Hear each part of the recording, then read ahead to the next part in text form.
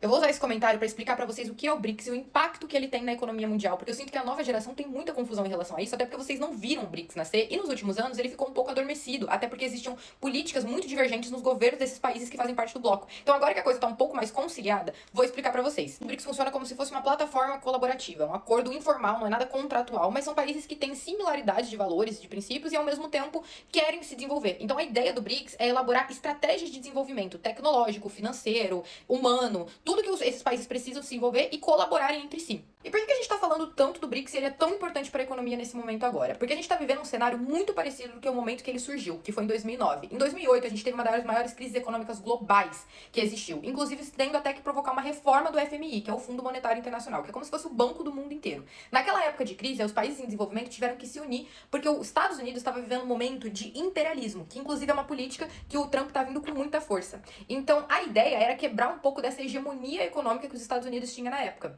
Só que muita coisa mudou de 2009 para cá. Hoje o BRICS tem o NBD, que é um novo banco de desenvolvimento, que é um banco exclusivamente para o BRICS. A gente tem a China dentro do nosso bloco, que é a maior potência econômica do mundo hoje. E a gente tem um fortalecimento cultural, estratégico e diversificado de comercialização e exportações em todos os países que envolvem o BRICS. Então a gente consegue hoje bater de frente com essa hegemonia dos Estados Unidos. E por mais que ele venha com essa política novamente imperialista, hoje o BRICS tem um fortalecimento para questionar, inclusive, as transações em dólar. Porque a ideia é que o BRICS tenha, inclusive, uma própria moeda. Eu, particularmente, acho que isso já deveria ter sido feito, inclusive deveria ser uma criptomoeda para bater de frente ou com Bitcoin ou com o dólar mesmo, porque a grande questão econômica para o BRICS hoje é que essa comercialização entre os membros ainda é feita em dólar. Todas as comercializações do mundo são feitas com dólar. Então a gente está na mão dessa vulnerabilidade de uma moeda que não é a nossa. E aí, antes que vocês falem lá do discursinho do Trump, ah, não, mas não impacta em nada, a gente não precisa de vocês, hoje mesmo ele já voltou atrás nesse papo e ele falou que se rolar essa moeda, ele vai taxar a gente com força e a gente vai se arrepender. Então tem gente que tá doendo aí.